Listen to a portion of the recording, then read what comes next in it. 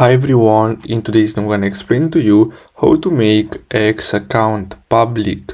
So the first step is to simply go to x.com. Then after you log into your account, you're going to have to simply click on more and then simply go to settings and privacy.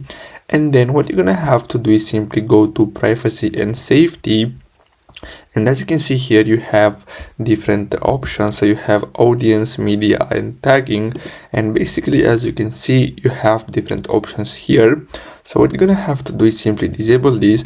So basically protect your post. So when selected, your post and other account information are only visible to people who follow you.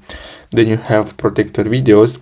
If selected, videos in your post will not be downloadable by default. This setting applies to post going forward and is not retroactive. So basically, if you have this option enabled, you're gonna have to simply disable them.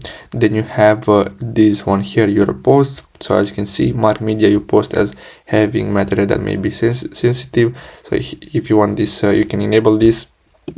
Then here you have content you see.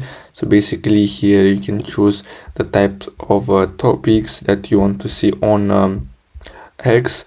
So basically that's all you have to do. I really hope you found this video helpful. Don't forget to like and subscribe, and I'll see you in the next video. Thanks for watching.